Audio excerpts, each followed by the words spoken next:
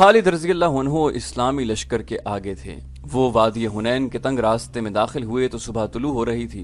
खालिद रज़ी अल्लाह अन्हु ने अपने घोड़े को इड़ लगाई और रफ्तार तेज कर दी। खालिद जोशीले जंगजू थे और जारहाना क़यादत में यकीन रखते थे। वो जब मुसलमान नहीं हुए थे तो कबीला कुरैश के सरदार आला अबू सुफियान से उन्हें सबसे बड़ी शिकायत ये थी कि वो उन्हें खुलकर लड़ने नहीं देते। उनके कबूल इस्लाम की एक वजह यह भी थी कि उन्होंने रसूल करीम सल्लल्लाहु अलैहि वसल्लम की अस्करी क़यादत में वो जज्बा देखा था जो उन्हें पसंद था।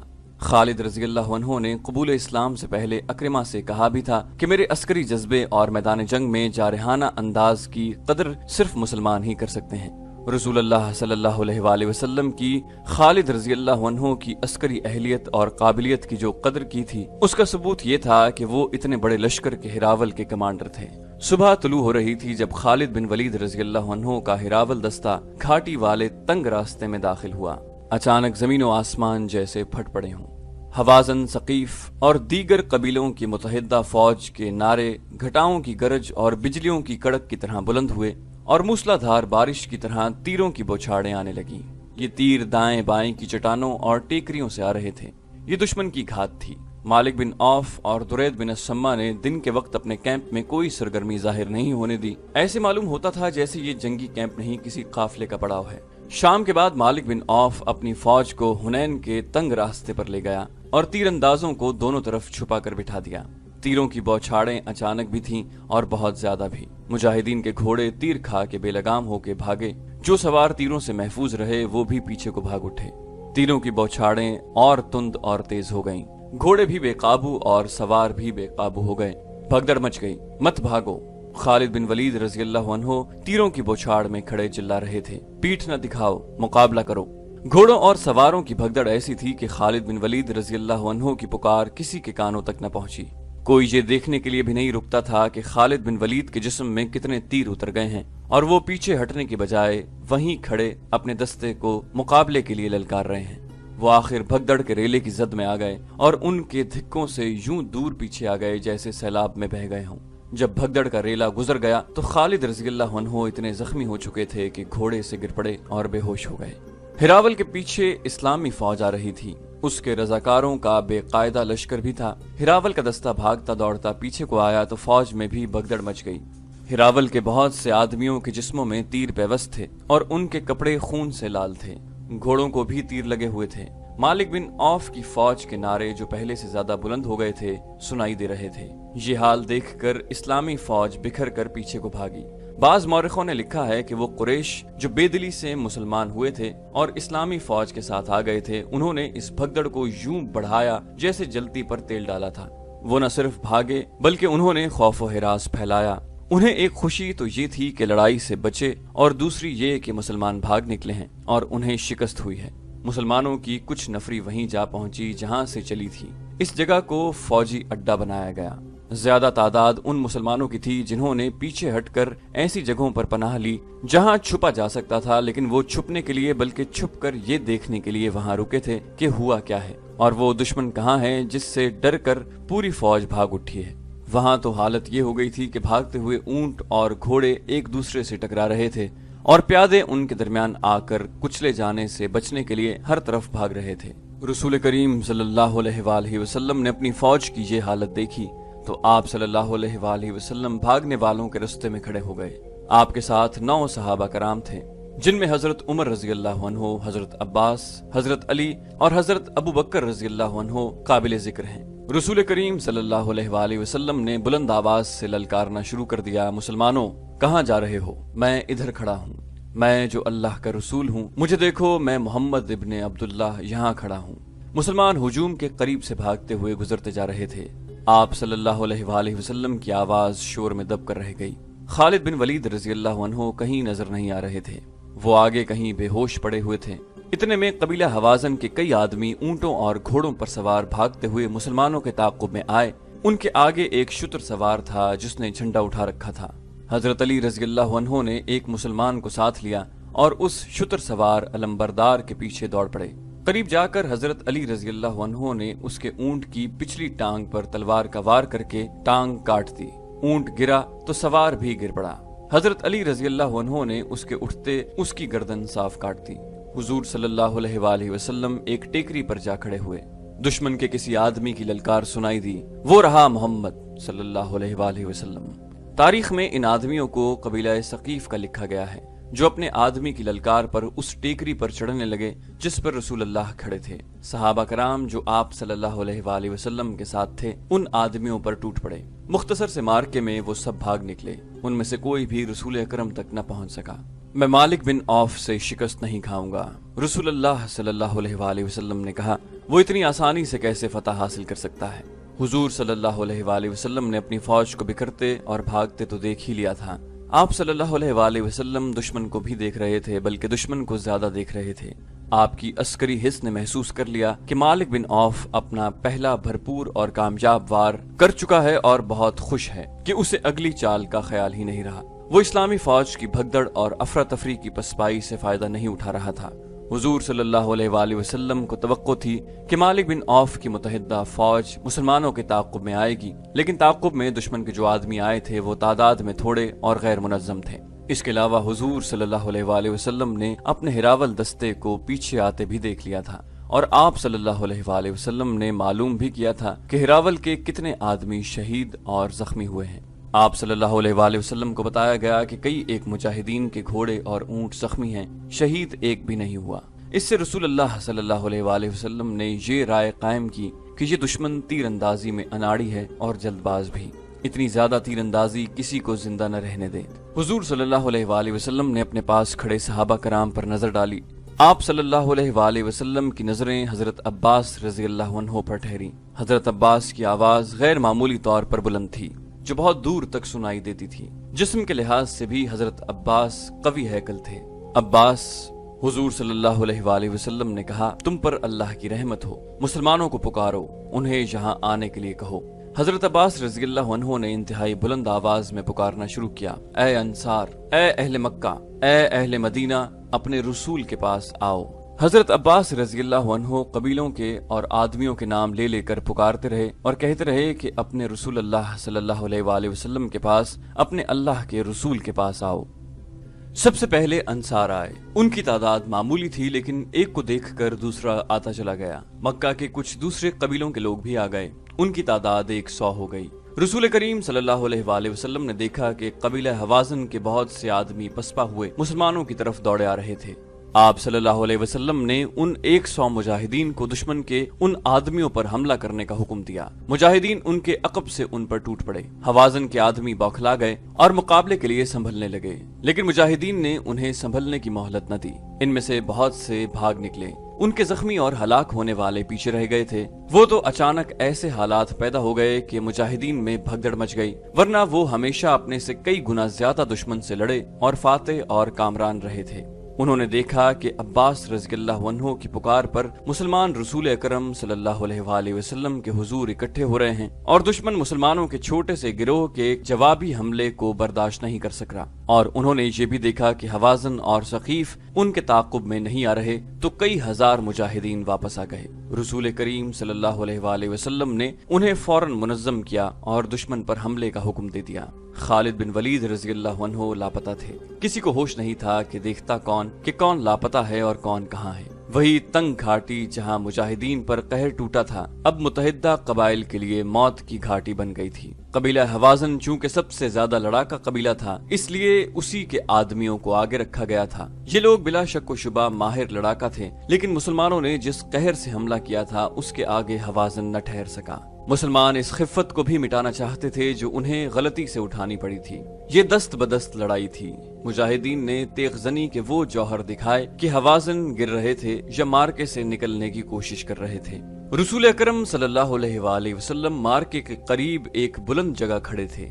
आपने ललकार कर कहा, ये झूठ नहीं कि मैं नबी हूँ, मैं इब्ने अब्दुल मुत्तलिब हूँ। हवाज़न पीछे हटते चले जा रहे थे। वो अब वार करते कम और वार रोकते ज्यादा थे। उनका दम खम टूट रहा था। उनके पीछे कबीला सकीफ के दस्ते तैयार खड़े थे। मालिक बिन औफ ने चिल्ला चिल्ला कर हवाज़न को पीछे हटा लिया। कबीला सकीफ के ताजा दम लड़ाकों ने हवाज़न की जगह ले ली। مسلمان تھک چکے تھے اور ثقیف تازہ دم تھے، لیکن مسلمانوں کو اپنے قریب اپنے رسول اللہ صلی اللہ علیہ وآلہ وسلم کی موجودگی اور للکار نیا حوصلہ دے رہی تھی۔ مسلمانوں کی تلواروں اور برچھیوں کی ضربوں میں جو قہر اور غضب تھا اور ان کے نعروں اور للکار میں جو گرج اور کڑک تھی، اس نے ثقیف پر دہشت طاری کر دی۔ ثقیف کے لڑاکے جو عرب میں خاص مشہور تھے تیزی سے پیچھے ہٹنے لگے اور پیچھے ان کے اونٹ اور گھوڑوں نے بھگدڑ مچا دی۔ اس سے دشمن میں وہی کیفیت پیدا ہو گئی جو گھاٹی میں صبح کے وقت مسلمانوں میں پیدا ہو گئی تھی۔ ہوازن بڑی بری حالت میں پیچھے کو بھاگے تھے۔ اب ثقیف بھی پسپا ہوئے تو ان کے اتحادی قبائل کے حوصلے لڑے بغیر ہی ٹوٹ پھوٹ گئے۔ وہ افراتفری میں بھاگ اٹھے۔ مالک بن عوف تنگ راستے سے دور پیچھے ہوازن کے بھاگے ہوئے دستوں کو یکجا کر رہا تھا۔ اس کا انداز بتا رہا تھا کہ وہ جارحانہ کارروائی سے منہ موڑ چکا ہے اور اپنے دستوں کو دفاعی دیوار کے طور پر ترتیب دے رہا ہے۔ رسول اللہ صلی اللہ علیہ وآلہ وسلم نے یہ ترتیب دیکھی تو آپ صلی اللہ علیہ وسلم اپنے لشکر کی طرف پلٹے۔ آپ نے دیکھا کہ جو مجاہدین صبح کے وقت بھاگ گئے تھے وہ سب واپس آ گئے ہیں۔ حضور صلی اللہ علیہ وسلم نے حکم دیا کہ گھڑ سواروں کو آگے لے آؤ۔ ذرا سی دیر میں سوار پیادوں سے الگ ہو گئے۔ آپ نے سواروں کو ایک خاص ترتیب میں کر کے حکم دیا کہ ہوازن کو سنبھلنے اور منظم ہونے کا موقع نہ دو اور برق رفتار حملے کرو۔ ان سواروں میں بنو سلیم کے وہ سوار بھی شامل تھے جن پر سب سے پہلے تیروں کی بوچھاڑیں آئی تھیں اور مسلمانوں کی جمعیت پارا پارا ہو گئی تھی، لیکن بنو سلیم کا کمانڈر ان کے ساتھ نہیں تھا اور وہ تھے خالد بن ولید رضی اللہ عنہ، جو ابھی تک کہیں بے ہوش پڑے تھے۔ رسول اکرم صلی اللہ علیہ وآلہ وسلم نے اس سوار دستے کی قیادت زبیر بن عوام کے سپرد کی اور انہیں حکم دیا کہ آگے جو درہ ہے اس پر مالک بن عوف قبضہ کیے بیٹھا ہے، اسے درے سے بے دخل کر دو۔ رسول کریم صلی اللہ علیہ وسلم نے جنگ کی کمان اپنے دستے مبارک میں لے لی۔ آپ کے اشارے پر زبیر بن عوام رضی اللہ عنہ نے ایسا برق رفتار اور چچا تلا ہلا بولا کہ ہوازن جو ابھی تک بوکھلائے ہوئے تھے مقابلے میں جم نہ سکے اور درے سے نکل گئے۔ درہ خاصا لمبا تھا۔ رسول اکرم صلی اللہ علیہ وسلم نے زبیر کے دستے کو درے میں ہی رہنے دیا اور حکم دیا کہ اب درہ جنگی اڈا ہوگا۔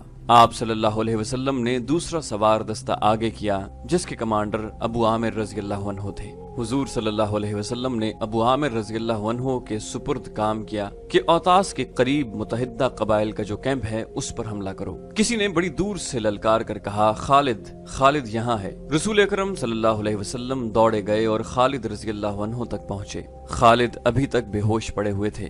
آپ صلی اللہ علیہ وآلہ وسلم خالد رضی اللہ عنہ کے پاس بیٹھ گئے اور انتہائی شفقت سے ان کے سر سے پاؤں تک پھونک ماری۔ خالد رضی اللہ عنہ نے آنکھیں کھول دیں۔ رسول اللہ صلی اللہ علیہ وسلم کے قلب اطہر سے نکلی دعا کا اعجاز تھا کہ خالد رضی اللہ عنہ اٹھ کھڑے ہوئے۔ انہیں جو تیر لگے تھے وہ گہرے نہیں اترے تھے۔ تیر نکال لیے گئے اور بڑی تیزی سے مرہم پٹی کر دی گئی۔ یا رسول اللہ، خالد رضی اللہ عنہ نے کہا، میں لڑوں گا، میں لڑنے کے قابل ہوں۔ آپ صلی اللہ علیہ وسلم نے خالد سے کہا کہ زبیر کے سوار دستے میں شامل ہو جاؤ، تم ابھی کمان نہیں لے سکو گے۔ خالد رضی اللہ عنہ ایک گھوڑے پر سوار ہو گئے۔ ان کے کپڑے خون سے لال تھے۔ انہوں نے گھوڑے کو ایڑ لگائی اور زبیر رضی اللہ عنہ کے سوار دستے میں شامل ہو گئے۔ انہوں نے زبیر سے پوچھا، کیا حکم ہے؟ زبیر نے انہیں بتایا کہ ہوازن کے قبیلہ گاہ پر حملہ کرنا ہے جو اوتاس کے قریب ہے، لیکن یہ حملہ ابو عامر کریں گے۔ اوتاس وہاں سے کچھ دور تھا۔ مالک بن عوف نے ہوازن دستے کو وہاں تک ہٹا لیا اور اپنی خیمہ گاہ کے ارد گرد پھیلا دیا تھا۔ یہ دفاعی حصار تھا جس کے ہوازن کے کیمپ کے گرد ضرورت تھی، اس لیے کہ وہاں وہ ہزاروں عورتیں، بچے اور مویشی تھے جنہیں قبیلہ ہوازن کے سپاہی اپنے ساتھ لائے تھے۔ مالک بن عوف نے تو یہ سوچا تھا کہ ہوازن اپنی عورتوں اور بچوں کو اپنے ساتھ دیکھ کر زیادہ غیرت مندی اور بے جگری سے لڑیں گے، مگر اب یہ صورت پیدا ہو گئی تھی کہ درید بن السمہ مالک بن عوف کو برا بھلا کہہ رہا تھا کہ اس کے منع کرنے کے باوجود مالک عورتوں کو ساتھ لے آیا تھا۔ ان کے لیے اب اپنے اہل و عیال اور مویشیوں کو مسلمانوں سے بچانا محال دکھائی دے رہا تھا۔ ابو عامر رضی اللہ عنہ کا سوار دستہ اوتاس کے قریب تھا۔ قریب گئے تو ہوازن نے جم کر مقابلہ کیا۔ اب وہ جنگ جیتنے کے لیے یا مسلمانوں کو تہس نہس کر کے مکہ پر قبضہ کرنے کے لیے نہیں، بلکہ مسلمانوں سے اپنے اہل و عیال اور مویشیوں کو بچانے کے لیے لڑ رہے تھے۔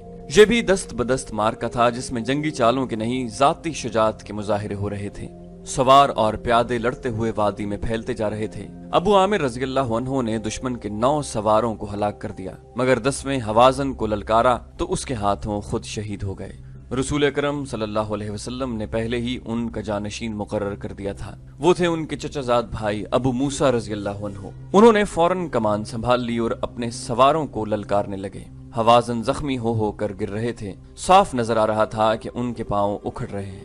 رسول اکرم صلی اللہ علیہ وسلم نے زبیر بن عوام رضی اللہ عنہ کو، جنہیں آپ نے درے میں روک لیا تھا، حکم دیا کہ اپنے دستے کو ابو موسیٰ رضی اللہ عنہ کی مدد کے لیے لے جائیں۔ حضور نے یہ اس لیے ضروری سمجھا تھا کہ دونوں دستے مل کر حوازن کا کام جلدی تمام کر سکیں گے۔ زبیر رضی اللہ عنہ نے اپنے سواروں کو حملے کا حکم دیا۔ جب گھوڑے دوڑے، اس وقت خالد بن ولید رضی اللہ عنہ کا گھوڑا دستے کے آگے تھا۔ حوازن پہلے ہی ہمت ہار چکے تھے۔ مسلمانوں کے دوسرے سوار دستے کے حملے کی وہ تاب نہ لا سکے۔ ان کے زخمیوں کی تعداد معمولی نہیں تھی۔ وہ اپنی عورتوں اور بچوں کو چھوڑ کر بھاگ نکلے۔ مسلمانوں نے کیمپ کو گھیرے میں لے لیا۔ چھوٹے چھوٹے قبیلوں کے لڑاکوں نے جب حوازن اور ثقیف جیسے طاقتور قبیلوں کو بھاگتے دیکھا تھا تو وہ وہاں سے بالکل غائب ہو گئے اور اپنی اپنی بستیوں میں جا پہنچے۔ مالک بن عوف میدان جنگ میں کہیں نظر نہیں آ رہا تھا۔ وہ نظر آ ہی نہیں سکتا تھا۔ اسے اپنے شہر طائف کی فکر پیدا ہو گئی تھی۔ اس نے اپنے قبیلے کے سرداروں سے کہا کہ مسلمان جس رفتار اور جس جذبے سے آ رہے ہیں، اس سے صاف پتہ چلتا ہے کہ وہ طائف تک پہنچیں گے اور اس بستی کی اینٹ سے اینٹ بجا دیں گے۔ خطرے کے پیش نظر اس نے قبیلہ ثقیف کے تمام دستوں کو لڑائی سے نکالا اور طائف جا دم لیا۔ پیچھے حنین کی وادی میں کیفیت یہ تھی کہ حوازن کی عورتیں اور بچے چیخ پکار رہے تھے۔ تمام وسیع و عریض وادی مجاہدین اسلام کی تحویل میں تھی۔ مکہ کے جو غیر فوجی مجاہدین کے ساتھ آئے تھے وہ زخمی مجاہدین کو اٹھا رہے تھے۔ دشمن کے زخمی کرراہ رہے تھے، مر رہے تھے۔ مرنے والوں میں بوڑھا درید بن السما بھی تھا۔ وہ لڑتا ہوا مارا گیا تھا۔ مسلمانوں کو دشمن کے زخمیوں اور قیدیوں سے جو ہتھیار اور گھوڑے ملے، ان کے علاوہ 6,000 عورتیں اور بچے، 24,000 اونٹ، 40,000 بکریاں اور بے شمار چاندی ہاتھ لگی۔ مسلمانوں نے جنگ جیت لی تھی، لیکن رسول اللہ صلی اللہ علیہ وسلم نے فیصلہ کیا کہ مالک بن عوف کو مہلت نہیں دی جائے گی کہ وہ سستا سکے اور اپنی فوج کو منظم کر سکے۔ آپ نے دراصل سانپ کا سر کچلنے کا فیصلہ کر لیا تھا۔ آپ صلی اللہ علیہ وآلہ وسلم کے حکم سے مال غنیمت آئی ہوئی عورتیں، بچوں، مویشیوں اور دیگر مال کو ایک دستے کے ساتھ جرانہ بھیج دیا گیا تھا۔ اگلے حکم تک انہیں جرانہ میں ہی رہنا تھا۔ دوسرے دن رسول اکرم صلی اللہ علیہ وسلم کے حکم سے اسلامی فوج طائف کی طرف پیش قدمی کر گئی، جہاں بڑی خونریز جنگ کی توقع تھی۔ مارکہ حنین کا ذکر قرآن حکیم میں سورہ توبہ میں آیا ہے۔ بعض صحابہ کرام رضی اللہ عنہ نے مارکہ شروع ہونے سے پہلے کہا تھا کہ ہمیں کون شکست دے سکتا ہے، اتنی بڑی طاقت کا مقابلہ کون کر سکتا ہے۔ سورہ توبہ میں آیا ہے، اللہ نے بہت سے موقعوں پر تمہاری مدد کی، اور حنین کے دن بھی جب تم کو اپنی کثرت پر ناز تھا، حالانکہ وہ تمہارے کچھ کام نہ آئی، اور زمین باوجود اپنی وسعت کے تم پر تنگ ہو گئی اور تم پیٹھ پھیر کر بھاگے۔ پھر اللہ نے اپنے رسول اور مسلمانوں پر تسلی نازل کی اور وہ فوجیں اتاری جن کو تم نے نہیں دیکھا، اور کافروں کو سزا دی، اور کافروں کا بدلہ یہی ہے۔